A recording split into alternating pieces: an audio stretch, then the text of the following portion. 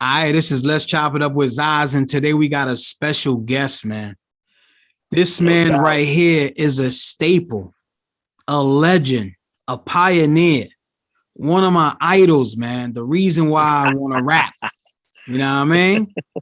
I'm talking about Domingo, man. Domingo, the No producer. doubt. What's up, brother? My dude. I'm chilling, kid. Thank you for even like asking me to do this with you, bro. Like I was telling you, I pay attention quietly and I see you doing your thing. And when you hit me up, I was like immediately like, let's go, bro. I'm with it. Let's go. I So appreciate thank it, you. man. Thank you though. You know what I mean? For recognizing, you know? Uh, you're welcome, man. I really appreciate you, man. I wanted to bring you up here because you're such an important person in my life personally. Okay. And I'm saying that because, being proud, right? As a Mm-hmm. Latin, as a Latino, right? No doubt. Every time you heard KRS-One say Domingo, oh, I'm like, It's yo, funny. that's what's up, man. Big Daddy Kane, Domingo. You know what I mean? It's like, No yo, this doubt. is, man, it's amazing, man. From you doing all that, and I honestly don't know if you remember everybody that you worked with, but you rub shoulders with everybody. Yes, I definitely did.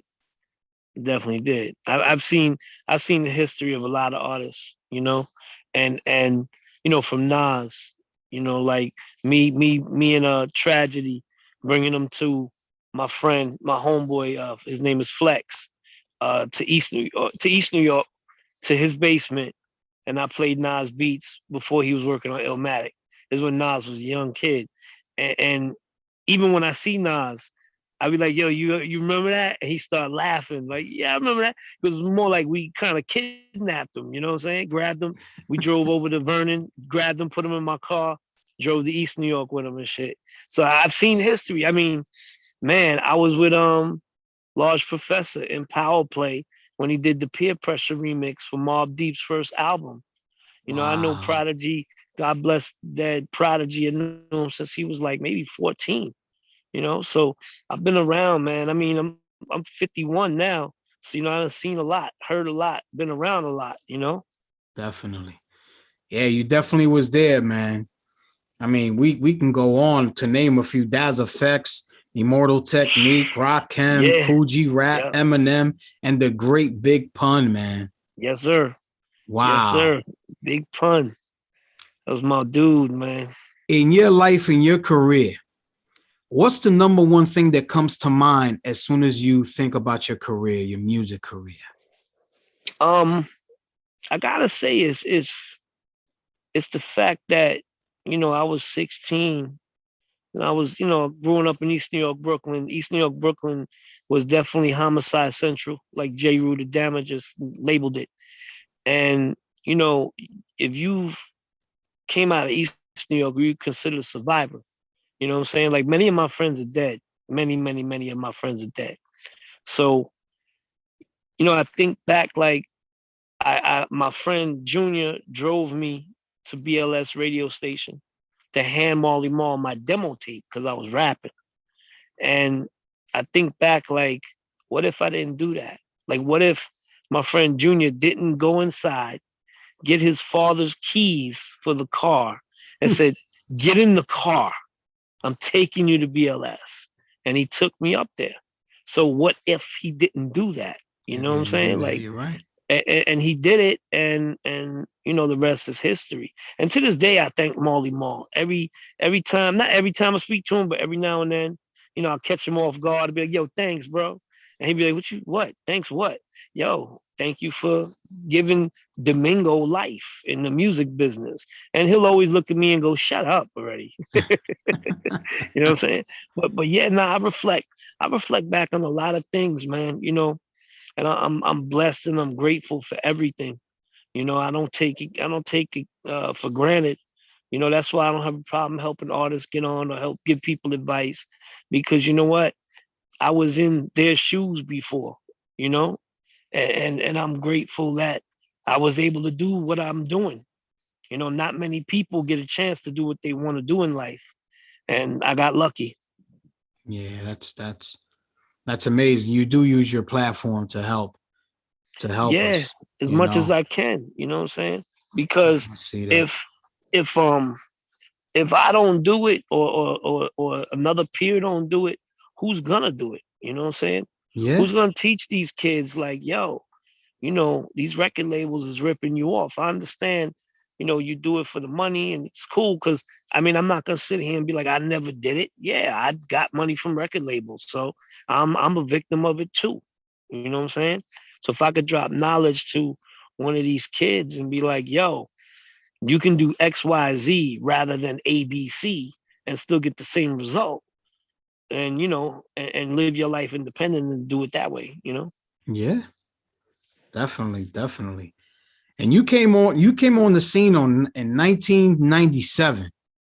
Nah, I've been on the No? scene since 1987. Just 1987. nobody really knew about me, you know, Okay. till till till actually I worked with Main One, the rapper Main One, on his Okay. album Birth of a Ghetto Child. And that was in 1993, 94, something like that. And I worked with Rakim in 94. And but before that, I was down with House of Hits with Marley Marl. So like Okay. I assisted. I'm not gonna sit here and say I produced the records for Marley Marl. I assisted Marley in some albums. Like, you know, I assisted in the Arrest the President remix for Trash. I assisted in Craig G's second album. You know, I don't ever take credit for something I didn't do. But I've been around since then. And so 1990, like I said, 93, 94, Main One. And I met Fat Joe there in the session for the song El Gran Combo. And from there, Joe took a liking to the beat. We clicked in the studio, and Joe was like, "Yo, I'm working on my second album, Jealous One's Envy. Yo, I'm gonna need you on that album." And then from there, you know, songs I did there, met KRS in the studio doing that album. Nice. KRS, yo, I like the beats, blah blah blah blah blah blah. Gave him a beat tape because back then was beat cassettes, wasn't no CDs, Cassettes. Yeah. and gave that to KRS. He picked the beat for the MC, and then he gave that same cassette to Channel Live, and then Mm, Channel Live picked beats, and then I flew down to Georgia to I don't know if it was Jack the Rapper or the Gavin convention, and I ran into Shaquille O'Neal's manager at the time, my man Kevin Mitchell. And he's like, yo, Shaq is working on his album, Can't Stop the Rain. He heard what you did with Fat Joe. He's inviting you to his birthday party in DC. He would like for you to attend his birthday party in DC. Bet, let's do it. Go down to DC. how I'm at Shaq's birthday party. You know what I'm saying? about that? Shaq sees me. He calls me over. Yo, Domingo, what's up? I'm like, yo, I'm just standing there like looking at this dude like, yo, this is nuts. Yo, real shit. Like, it's crazy because I can remember when I was on the plane heading to Shaq's house in Orlando, Mm. and I was like, yo, this is crazy. Like, I'm on my way to Shaquille O'Neal's house. This is crazy. Ain't that You know what I'm something? saying? And then being I was a little fucking troublemaker. I'm sorry, can I curse? We No, yeah, cool you if I can good. You curse? good. Okay. Being, you know, I was such a fucking troublemaker, a little asshole when I was young. My moms did not believe all this was happening. My mom's worked for Oh, M- my mom's worked for NYPD. So when she see me pulling up in the Q45 and all this shit, she was like, "What are you doing?" Then when I told her I was going to Shaquille O'Neal house, she was like, "Yeah, right." And then when I was down there, my younger brother Shaq is his like idol.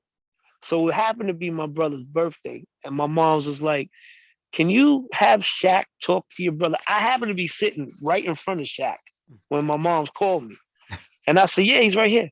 And she's like, yeah, right. I said, yo, can you do me a favor, dude? My little brother's gonna get on the phone, wish him a happy birthday. He's like, yeah, yeah, yeah. So at that moment, my mom's realized, like, oh shit, this it's is for real. real. You know what I'm saying? So yeah, when I reflect, I mean, yo, dude, like I had a before COVID, I had a deal on the table with Simon and Schuster to write a book about my career. And then Wow. like they put it on hold because of COVID, but then all these Donald Trump books start coming out, and they really put me on hold because that shit makes money. You know what I'm saying? Yeah. Books about that dude. But then they wanted me to do a book and ask me about negativity in the music game. And the last thing I'm gonna do is gonna tell about, oh yeah, I seen this artist do that. Oh yeah, I seen this. I'm not doing that, bro. You know, Yeah. I've seen a lot. I've seen a lot, brother. Trust me when I tell you. Good and bad, I've seen a lot. But it's not for me to stand there and tell people's business. You know what I'm saying?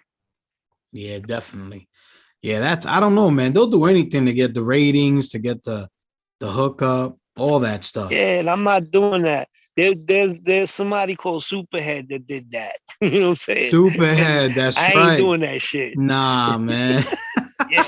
And I am not gonna be no fucking male superhead for nobody. You know what I'm Yeah, you saying? got that I don't right. care how much money they offer me. Nah, I ain't man. doing it. You know It's what I'm not saying? worth it, Because man. because then my peers are gonna look at me like, yo, we can't even talk to you. You know what I'm saying? Yeah, that because it's true. That's what happens. Man, so Yeah, bro. Domingo, man, how you do it, manage all these years and staying relevant to this day? Because to this day, I still see artists produced by Domingo. Yeah.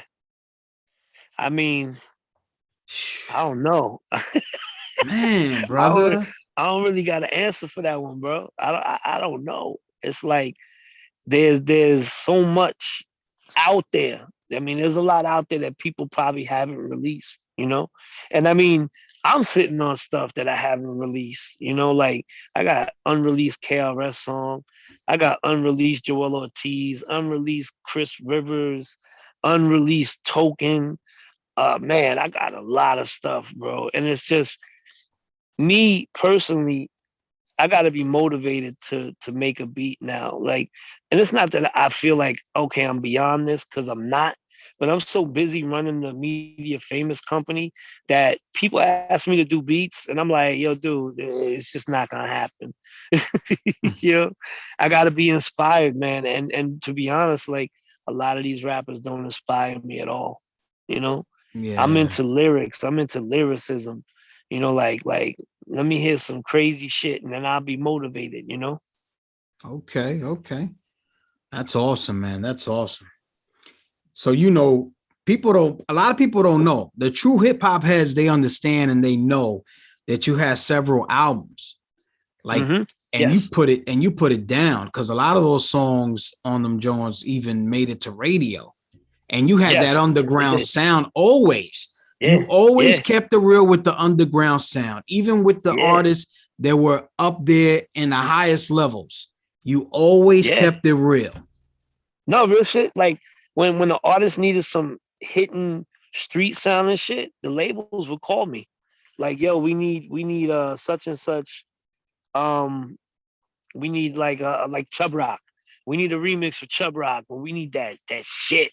And they call me. I'm not even bullshitting you. Like I used to have the hardest drums in the industry at that time. Like I did a remix for Heavy D that never came out. Never. I think because Wow. maybe that shit was hard, It bro. was too And hard. nobody ever heard Heavy, but they loved it. I got paid for it, but it never came out. And I don't even have a copy of that shit. You know what exists that has not come out, and I've asked her for a copy of it just to listen to. I did a song with Lady of Rage and Nate Dogg before he passed. And Mm, that shit is bananas. But wow. I had a copy of it, right? And because I didn't want nobody to get it, like let's say God forbid somebody gets in my hard drive, so I labeled it something that I just don't remember what I You labeled don't it. Like remember. I even screwed myself over on that. So I've been asking Lady of Rage to send me the copy, but I mean I get it. If she don't send it, it's cool. But that song is bananas, bananas. Bananas. I can Yeah, imagine, man. and I get a lot of West Coast love. A lot of people don't know. Like I'm tight with a lot of West Coast artists and stuff.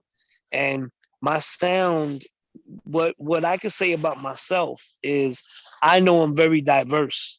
Like if KRS needs an MC, I got him. You know what I'm saying? And then Angie Martinez needs a Suavemente, I got her. You know what I'm saying? So it's like if you compare the two songs, totally different. Totally different.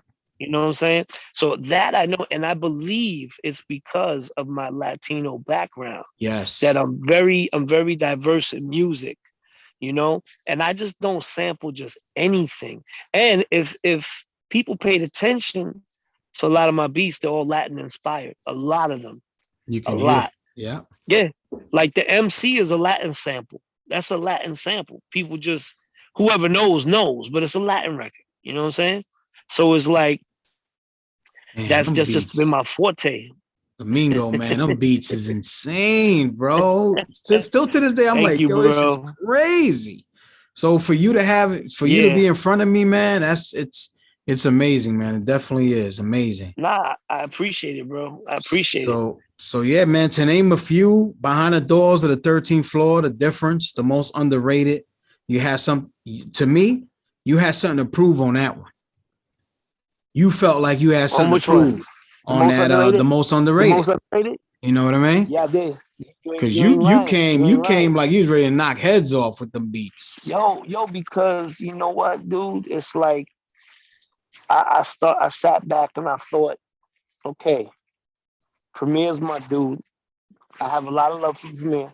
I have a lot of love for Large Professor, Diamond D, Pete Rock, all the greats. I got a lot of love for them. But I did do a lot of work just like them. And why am I not mentioned in these names? And I said to myself, I'm probably the most underrated. And that's how I came with that title. Because a lot of people would say, like, I would see lists in magazines. Who are some of the most underrated producers? And my name would fall in there. So that's where I got it. And then I seen a MC Search interview where they asked him, who's your top 5 producers? And I was number 1 on his list. And that surprised the shit out of me. I'm not even gonna lie. I never knew Search really liked my stuff like that. And me and Search are very tight. We've been tight for years, but he's never told me that. That's you know amazing. What I'm saying? That's amazing. So that flattered the shit out of me when I seen that. And I was like, wow, MC Search, you know? So that's where the title came from, because I'm never one to get online and be like, yo, why nobody mentions me? Why? But I felt like, why nobody mentions me? Because I'm the most underrated. Let's just roll with that title. Fuck it. You know that's okay. And that's okay, man. Yeah. Yeah. And man. then I believe after that, I took a hiatus on making albums. And then I came with Same Game, New Rules. Yes. Right after, like literally 2015. And I whatchamacallit. I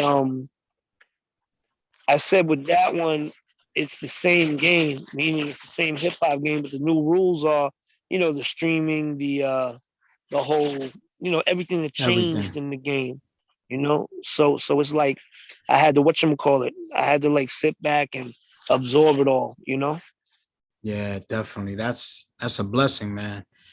So when you were making the Big Pun, the Dream Shatterer, yeah, what was going through your head during that time frame? What did you specifically do it for him, or was it something that you had already on deck? Nah, I literally made that beat in like 5 minutes. I was messing around on the ASR 10.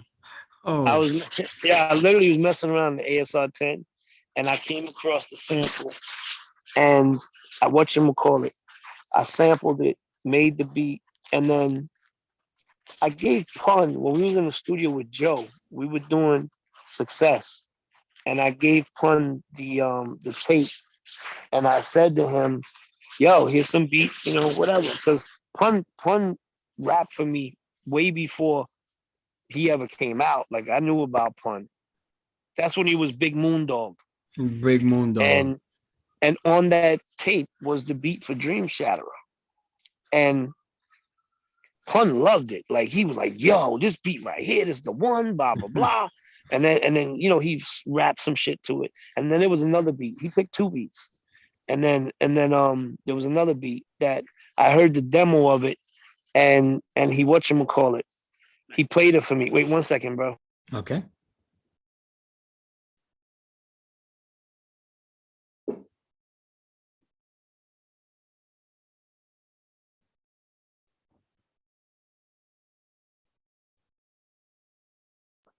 My bad, bro. My No, son just you woke good. up. You good.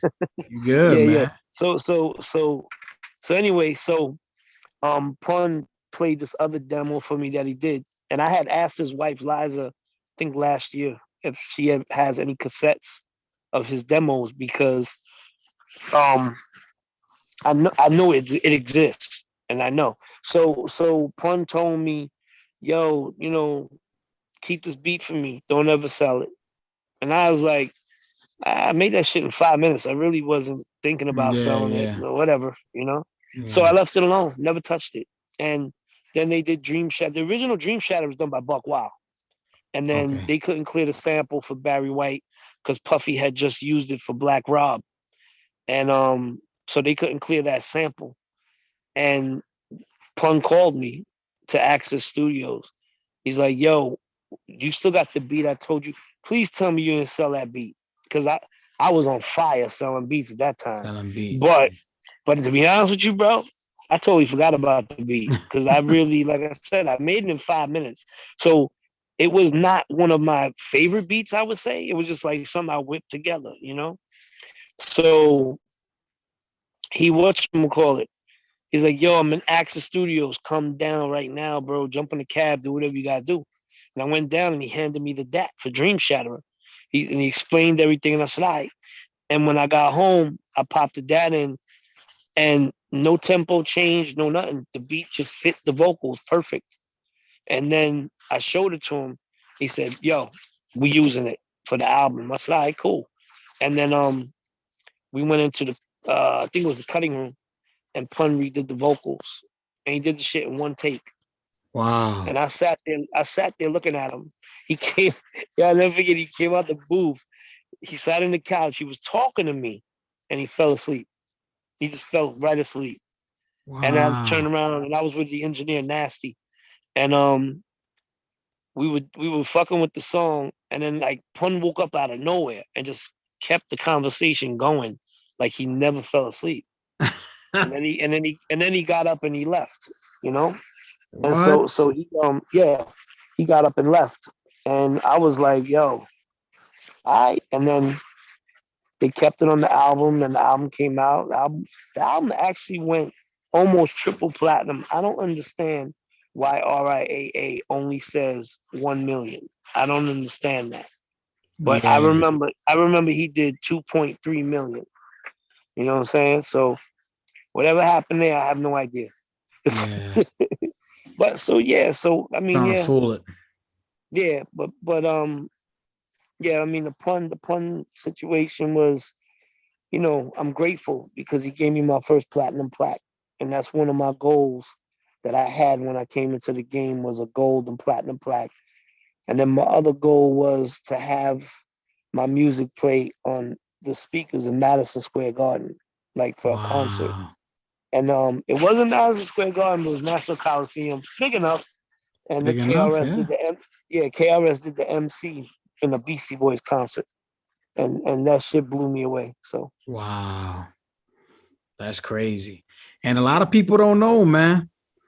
You also produce on the side too. You do stuff like soundtracks. You did the yes, 2001 Oz soundtrack, right? yes I did. You also did the theme song, yeah, the theme song for Oz, and you also did the soundtrack for Bernie Mac.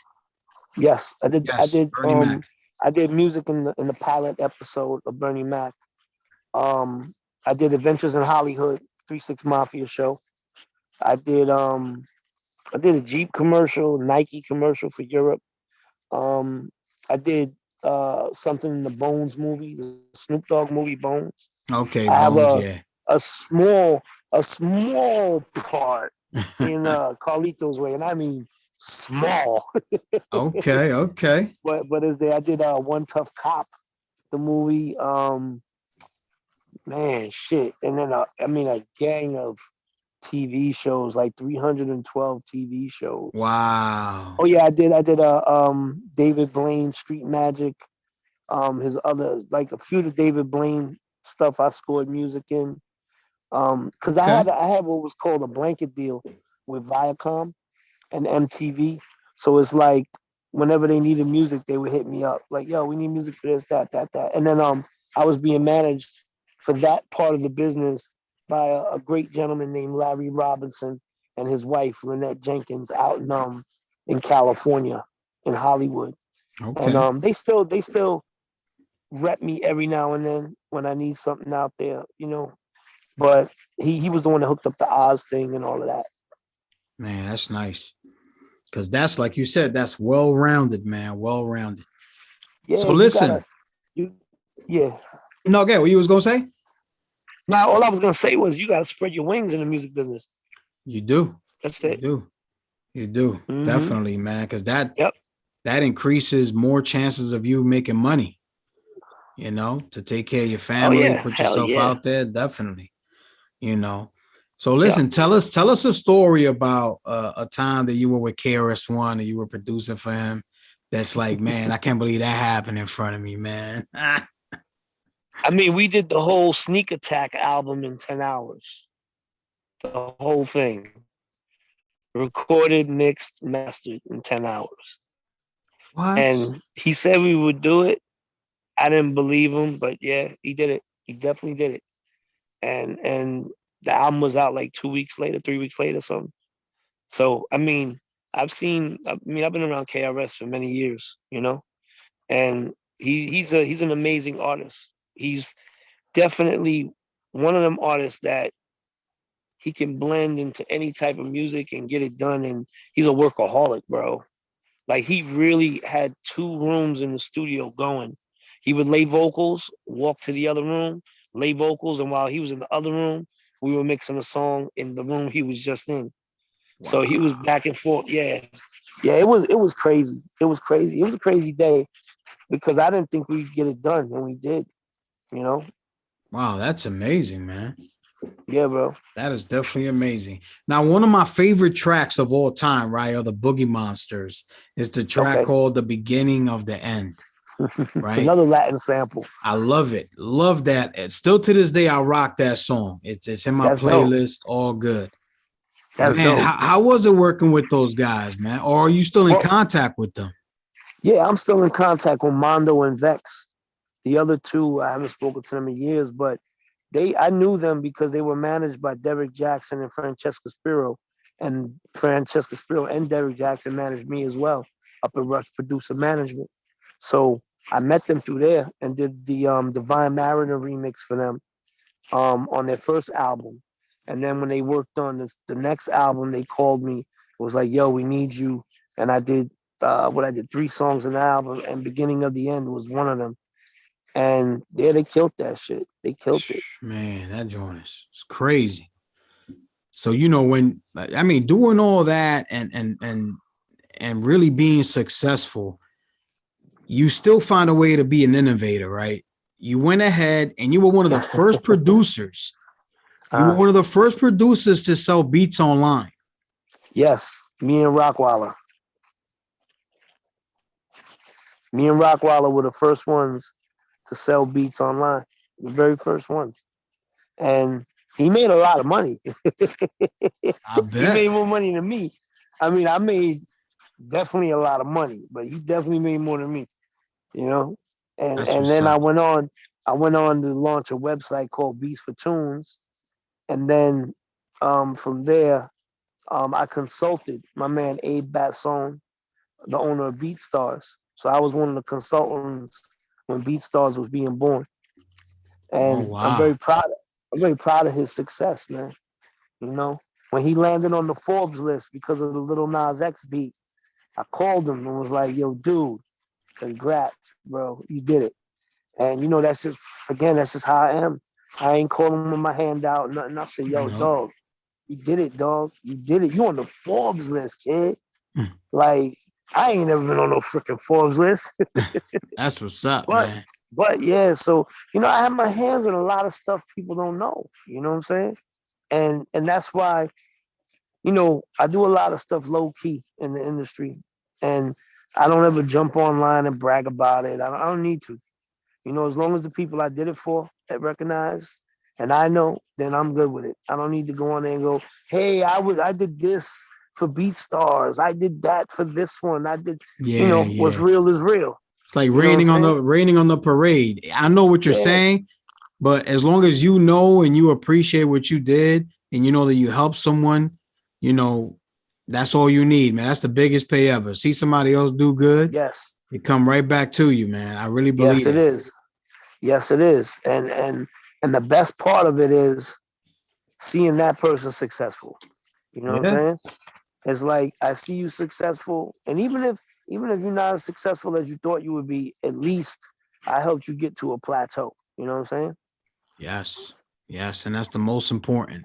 And that actually takes us to the platform that you created that I personally Yes. use, you know. Yes, you do. So And I appreciate that. I could vouch for it. You know what I mean? It's an amazing platform, easy to use. And what I'm Thank you, getting bro. to, guys, are Media Famous. That's a company. MediaFamous.com. Yes. That's a Yes. company that Domingo has worked hard and put out for us artists to so us to be able to do things easier without having to go through the hula hoops. And they're right there. They got amazing service. You email them, it's crazy. They provide all kinds of services. Yeah, man. Tell the people about it. I get excited talking about it because I tell people all the time, I'm like, yo, I appreciate it. MediaFamous.com, man, is Right, ran right, by right. Domingo, man. Domingo owns that joint. He's the Appreciate rep. that. Tell the Yeah, people. Tell the people. MediaFamous.com is music distribution and artist services. If you go to DistroKid, you know, their distribution, but they are not Media Famous. You know what I'm saying? Media Famous provides distribution worldwide. We distribute to countries you probably can't even pronounce. You know what I'm saying? Because even I can't pronounce them shits. But you know, when we say worldwide, we worldwide. DistroKid does not distribute to Africa. You know what I mean? But we do, you know? And then we provide artist services, digital billboards, which right now as we speak, my man Pounds 448, he down there in Times Square filming Mm, a video by the billboard we provided for him. For me, that Media Fans provided for him. Also, as you see online, you know, my man Nems came with the Congo album, the Bing Bong shit. You know, Media Famous kind of stepped up and we boosted a little bit behind him and, you know, helped a little push with that. I'm not going to take responsibility that we blew him up. Nah, he blew up because he is who he is. But, you know, I did a little marketing for him with the billboard and all that. And then we got playlist promotion, real playlist promotion, real video promotion, real email blast to 50,000 music industry fans, whoop. influencers, DJs, you name it. We hit them. So we are the number one. If you Google unlimited music distribution, we're number one. Right after all the ads, we're number one. You you Google unlimited digital distribution. After the ads, we're number one. DistroKid's number three. And the reason why I'm using them as an example is because the main factor is DistroKid is owned by a web tech dude. He got no music industry knowledge whatsoever. Mm, Media Famous is owned by me. 35 years in the music business. I know the game. I know the law. I know copyright law. I've helped artists fight it out with iTunes and with Apple and Spotify and stick up for them. Artists will tell you that. I mean, okay, I might not win all of them, the yeah, yeah. arguments with them, but I have helped artists weave their way out of stuff. So we launched in 2019 and we grew to be the number one company, independent company right now. So much that I've had people coming at me to buy it lately, and I'm not selling it. Media Famous is not for sale. You know what I'm saying? Like it was made for the independent artist in mind. And me being who I am, I always look out for the independent artists. I don't care for the corporates. I don't care for none of them, and they know it. You know what I'm saying? So I'm here for the independent artists. It's only $9.95 for unlimited distribution, unlimited Amazing. music for the year, unlimited. You want to put out 1,000 albums, go do it. It's $10. That's it. And then you collect your money. you keep 100% royalties, and that is Media Famous. And we got the #1 customer support. Yes, yes, indeed. Amazing help all the time. Yeah, man. So what's next for Domingo, man? Man, listen, I'm ready to go down to the South, man, and live amongst the dolphins in the water. You know what I mean? It's cold as shit over here where I'm It at. is. I bet. You know I what I'm bet it saying? is. Oh I yeah, bet you it in is. Philly. You in Philly. I'm Yeah. in the mountains, dude. It's freezing out here. Yeah, You know up what there, I'm saying? up there is very cold. Yeah, up there is very Yeah. cold. But nah, I mean, just Media Famous is my baby, and that's the main goal and shit. You know what I'm saying? And I'm gonna keep it going until the wheels fall off. Yeah, man. Keep doing it. You know, we're gonna be there behind you, Yes, you sir. know, Thank and you, man. Appreciate it. always there, man. But yo, Yes, sir. man, we appreciate you coming by, Domingo. Appreciate you, bro. And this was Thank you Let's so Chop much. It Up. This was Let's Chop It Up Yes, with sir. Ziz. And we had Ziz. Domingo today, My man man. Ziz. All right, Brakate. Yo, peace. Good talking. Stay right there, Salute bro. to my man Domingo first and foremost. But look, Media Famous, the #1 artist services and music distribution in the world, you heard? If you an artist, you trying to get your music heard, I'm telling you, Big Gorilla, don't ever disrespect me and not fuck with Media Famous, you heard? Bing bang.